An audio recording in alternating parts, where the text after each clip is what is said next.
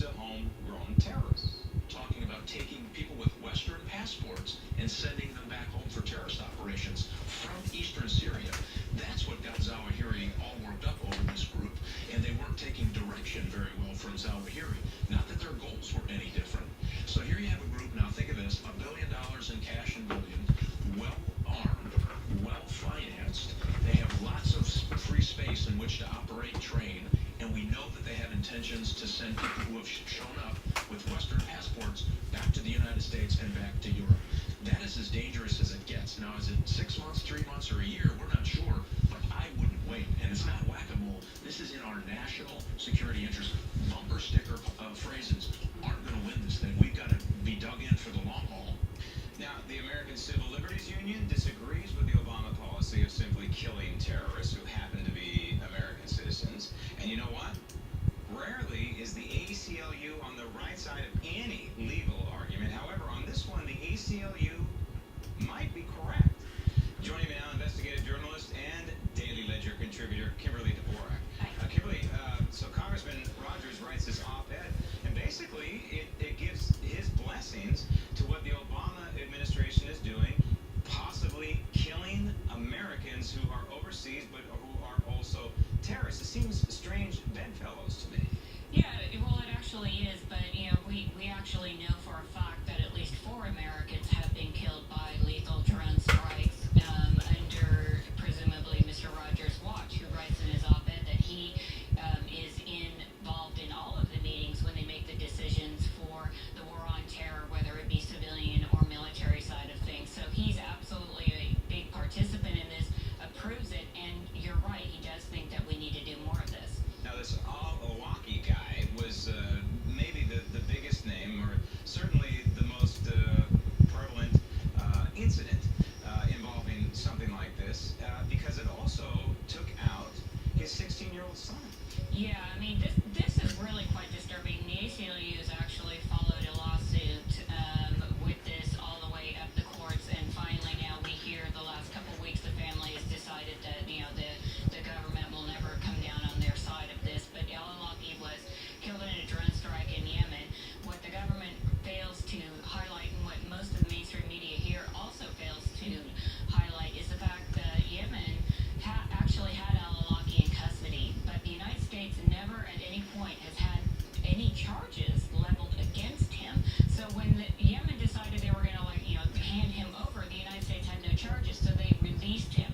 As far as his 16-year-old son, his son had gone over, hadn't seen his father for years, wanted to see his father, was nowhere near where his father was still killed in a separate drone strike a couple of weeks later, and never actually got to see his father. So you've got a father and his son that were killed, and his son was clearly a U.S. citizen and a young man trying to find his father who had been overseas for a number of years.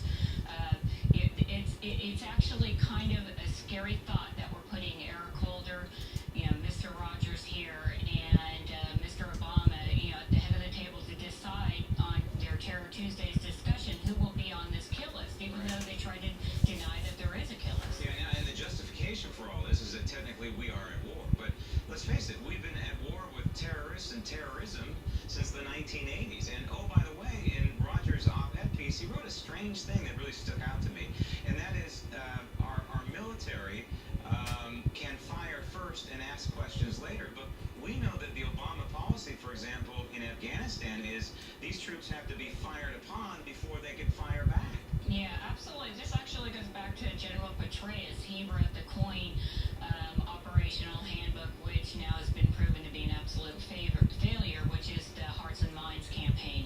Win their hearts, and they'll take care of you in the end, which we know that just doesn't play out. But yeah, you're absolutely correct. A lot of folks in the military that I've spoken with are absolutely furious that he would make such a statement, because they have to be engaged before they can even return fire. So a lot of them, are out there, fighting to protect civilians and such, and a lot of them will lose their lives because they aren't allowed to actually fire first, as Mr. Rogers states. So there are a number of points in his op-ed that are just flat out, flagrantly wrong.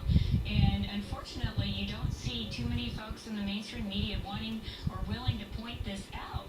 Well, here's another question. What if you're wrong? I mean, what if the Obama administration is wrong about this guy?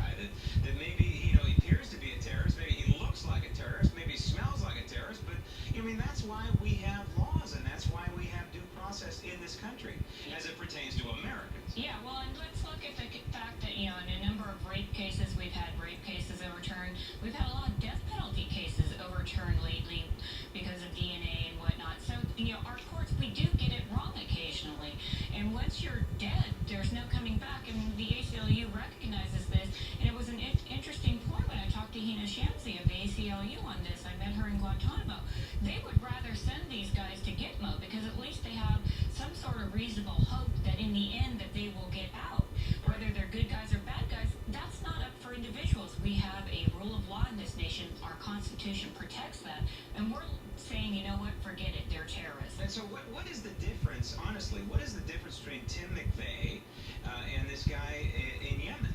To me, okay, they're both Americans, they're both terrorists, maybe they're domestically bred, maybe not, doesn't really matter, they're American citizens and they're terrorists. But just because this guy happens to be in Yemen, we can stick a missile down his throat?